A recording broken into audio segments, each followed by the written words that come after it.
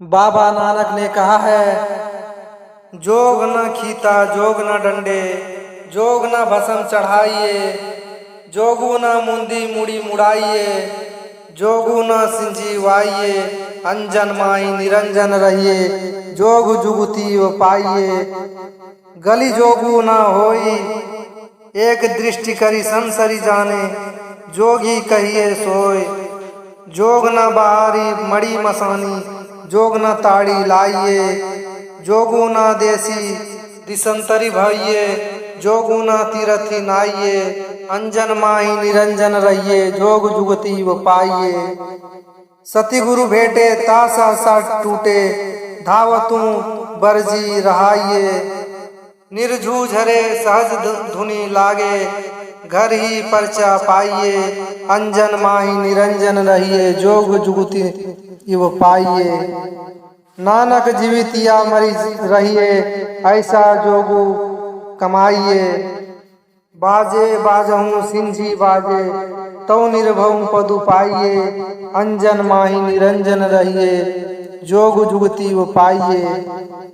जो दृष्टि को एक करता है, समता प्राप्त करता है, वह योगी का होता है। इसलिए 10 गुरुओं से संसार के बहुत काम किए। इसमें दूसरे और तीसरे गुरु गृह त्यागी हुए और बाबा नानक तो घर में रहते हुए त्यागी थे। 10वें गुरु ने तो इसकी प्रकाष्ठा को दिखा दिया। उन्होंने बहुत कष्टों से सहा। संत महात्मा घर छोड़ने को नहीं कहते। कबीर साहब कहते हैं, अवधू भूले को घर लावे, सो जन हमको भावे, घर में जोग भोग घर ही में, घर तजीवन नहीं जावे। वन के गए कल्पना उपजे, तब धो कहाँ समावे, घर में जुक्ति मुक्ति घर ही में, जो गुरु अलख लखावे। सहज शून्य में रहे समाना, सहज समाधि लगावे, उन मुनि रहे ब्रह्म को चिन्हे, परम तत्व को ध्यावे। सूरत निरत से मैला करिके, अनहद नाद बाजे, घर में बसत वस्तु भी घर है, घर ही वस्तु मिलावे। कहे कबीर सुनो हो अवधू, ज्यों का त्यों ठहरावे। उन्होंने कहा ही नहीं, करके दिखा दिया। करते जाइए, करने से ही होगा। भक्ति में ईश्वर की सगुण भक्ति छोड़कर निर्गुण भक्ति में कोई नहीं जा सकते। यह फाजिल ज्ञान है कि कोई सगुण के कोई निर्गुण के भक्त होते हैं। कबीर साहब अन्य इष्ट को नहीं रखकर गुरु को इष्ट रखते थे। गुरु सगुण है कि निर्गुण, अंतर ज्योति सगुण ही है और अंतरनाद भी सगुण ही है। निर्गुण नाद तो एक ही है। उस अंतिम नाद की परख होती है, तब निर्गुण भजन होती है। इधर कहाँ प्राणायाम दृष्टि योग सब सगुण ही है। स्थूल सूक्ष्म कारण महाकारण में जब तक वृत्ति रहती है, सगुण भजन ही होता है।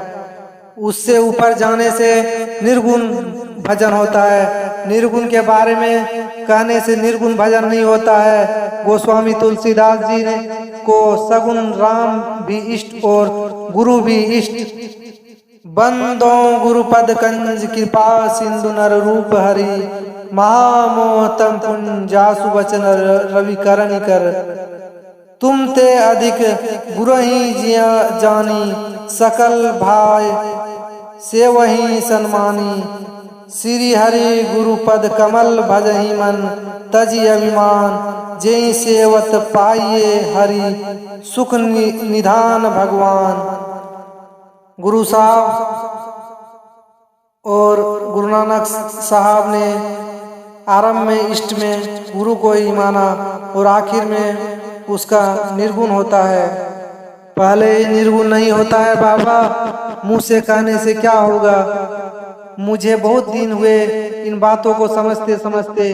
भक्ति का आरंभ सगुण से होता है और अंत निर्गुण है। गोस्वामी तुलसीकृत रामायण में है, प्रथम भक्ति संतन कर संगा, दूसरी रति मम कथा प्रसंगा।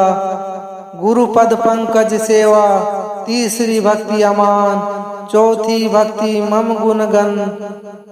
करई कपट तजिगान, मम मंत्र जप मम दृढ़ विश्वासा। पंचम भजन सो वेद प्रकाशा, छठदम शील वीरति बहुकर्मा। निरत निरंतन सज्जन धर्मा, सातवां सम मोहि मैं जग देखा। मोते संत अधिक करी लेखा, आठवां जथा लाभ संतोषा। सपने हूँ नहीं देखई पर दोषा, नवम सरल सब सन छलहीना। मम भरोस ही हरस नदीना। सबरी मतंग ऋषि की शिष्या थी। वह बहुत ज्ञान जानती थी, केवल सुन सुन कर जानती थी। ज्ञान केवल अक्षर पढ़ने से नहीं होता, 5 भक्ति तक लोग समझ जाते हैं। इनमें रहस्य क्या है? नित प्रति दर्शन साधु के, ओ साधुन के संग।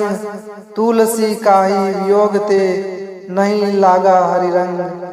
मम तो रमे संसार में, तन साधुन के संग। तुलसी याही वियोग ते, नहीं लागा हरि रंग। साधु संग करो तो एकाग्र मन से बैठो। साधु संग में आओ तो कथा प्रसंग स्वाभाविक होता है, उसका मन लगाकर सुनो। सत्संग हो व कोई पंडित कथा कहते हो तो मन से सुनो। बाहर में आंख से आंसू बहे और मन में रहे कि लोग हमको भक्त समझे तो यह कीर्तन नहीं है। जब तो ऐसा हो कि उसकी मादकता आ जाए। केवल माला में जप करो, मन भागे तो क्या होगा? ऐसा जप ठीक नहीं। एकाग्र मन से जो जप होता है वही जप है। तन थीर मन थीर वचन थीर, सुरत निरत थीर होय। कह कबीर इस पलक को, कल्प न पावे कोय।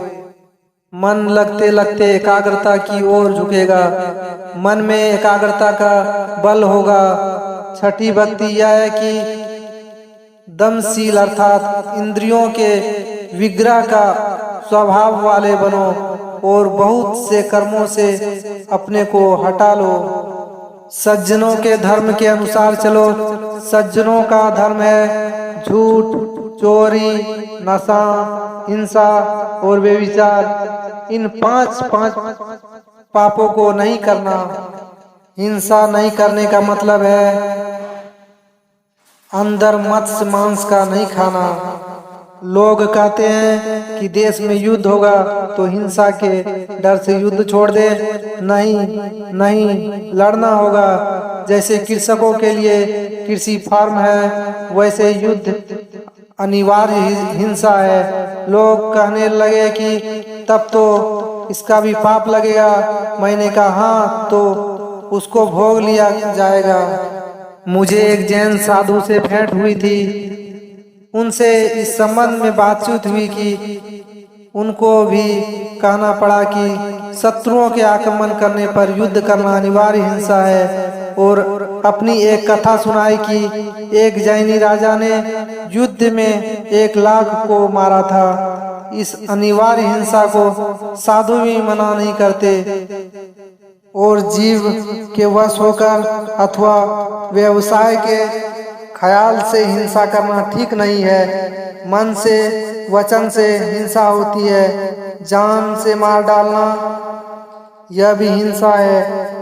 खेती और युद्ध की हिंसा अनिवार्य हिंसा है। युद्ध करने वाले भी मांस मछली नहीं खाते और युद्ध करते हैं। श्री रामायण जी की कथा क्या बताती है? रावण दल के लोग मत्स्य मांस खाते थे और राम दल के वीर लोग फल फूल खाते थे। फल क्या हुआ? कंदमूल फल खाने वाले जीत गए और महिष खाए और मदिरा पाना वाले हार गए।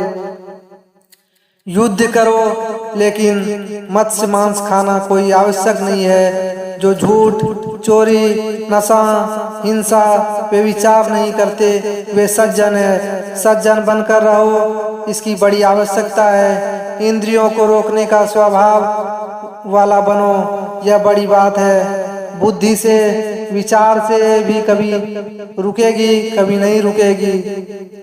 इंद्रियां विषयों में कैसे चलती है इसको जानो।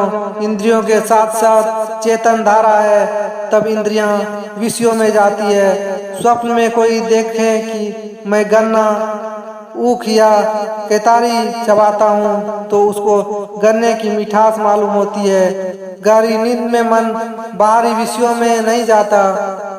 संतों ने कहा है कि जागृत स्वप्न सुषुप्ति के स्थान से अपने को ऊपर उठाओ। ऊपर उठाने पर तुरीय अवस्था होती है। अधिक शक्ति हो जाने पर जब तक तुरी में रहना चाहोगे रहोगे, उसको बाहरी विषयों से घृणा हो जाती है। अंदर में ऐसा रस मिलता है कि बाहर का रस बेरस हो जाता है। यह दृष्टि योग के अभ्यास से होता है। इसको सांभवी मुद्रा, वैष्णवी मुद्रा भी कहते हैं। जहाँ दृष्टि रहती है वहाँ मन रहता है। जैसे किसी चीज को दोनों हाथों से खूब जोर से पकड़ो तो शरीर का सारा बल उस ओर हो जाता है। उसी तरह दृष्टि साधन से दृष्टि जहाँ टिकी रहती है तो शरीर की सभी धाराएं वहाँ सिमट जाती है। दसेंद्रिय थाके शून्य ते बंधन, दसों इंद्रियों की धारें वहाँ सिमट कर बंध जाती है। इस तरह से दृष्टि योग करता हुआ रहे और विचार से भी विषयों को रोकता हुआ रहे तो दशनशील हो जाओगे। इसमें भक्ति क्या हुई? बड़ी भक्ति हुई। बहिर्मुख से अंतर्मुख हुआ, बाहर विषयों की ओर से हटाकर ईश्वर की ओर गया। लेकिन दम के साधन से पूर्ण नहीं होते, इसलिए सम का साधन है। बिना सम के सम नहीं होगा। इंद्रियों का संग छूटे, इसलिए नादानुसंधान है। महायोगी शंकराचार्य ने नादानुसंधान की वंदना की है और कहा है कि नादानुसंधान नमस्तु तुभ्यं त्वाम मन्म हे तत्व पदम लयानाम भौत प्रसादात पवनेन सांकं विलियते विष्णु पदे मनोमय। अर्थात हे नादानुसंधान, आपको नमस्कार है। आप परम पद में स्थित कराते हैं। आपके ही प्रसाद से मेरा प्राण, वायु और मन ये दोनों विष्णु के परम पद में लय हो जाएंगे। कबीर साहब ने कहा है, शब्द खोजी मन बस करे, सहज जोग है ये। सत शब्द निज सार है, यह तो झूठी दे। जिसको शब्द की खोज कहते हैं उसी को नाद की खोज व नादानुसंधान कहते हैं। यह अंतर्नाद की खोज है, बाहर की नाद की नहीं। साधक साधना करते हुए अंदर में विविध नाद पाते हैं। इसमें दृष्टि का काम नहीं होता, बाहरी कान से भी काम नहीं होता, केवल अंतर्दृष्टि से सुनते हैं। इसमें मन काबू में होता है। नाद बिंदु उपनिषद में लिखा है, नाद ग्रहण तश्चित मंत्रंग भुजंगम विश्वमृत विश्व मेकाग्र कुत्र छिन्न ही धावती। अर्थात नाद रूप चित्त नाद का अभ्यास करते करते पूर्ण रूप में उसमें लीन हो जाता है और सभी विषयों को भूलकर अपने में अपने को एकाग्र करता है। मनोमतज्ञ जेन्द्रस्य विषयोधान्य चारिणः नियामनस मर्थोयम निदानो निशितांकुश। अर्थात नाद्य मांध हाथी रूप चित्त को जो विषयों की आनंद वाटिका में विचरण करता है, रोकने के लिए तीव्र अंकुश का काम करता है। नादोंतरंग सारंग बंधने बागुरायते अंतरंग समुद्रस्य रोधे बैलाए तेपी व, अर्थात मृग रूपी चित्त को बांधने के लिए यह नाद जाल का काम करता है। समुद्र तरंग रूपी चित्त के लिए यह नाद तट का काम करता है। आप वैष्णव शाक सेव कोई हो, नवधा भक्ति कीजिए, सगुण निर्गुण कोई भक्ति नहीं बचेगी। संत मत में स्थूल भक्ति, सूक्ष्म भक्ति, अपरा भक्ति सभी है। श्रवण बिना धुनि सुने, नयन बिनु रूप निहारे,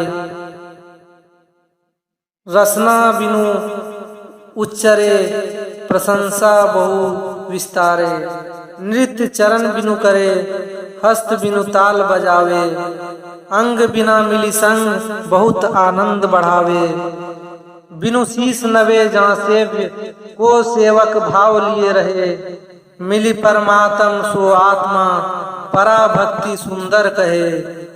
यही संत मत का भक्ति मार्ग है। यह प्रवचन हरिद्वार में 10 जून 1968 ईस्वी में संत महर्षि में परमहंस जी के द्वारा दिए गए थे।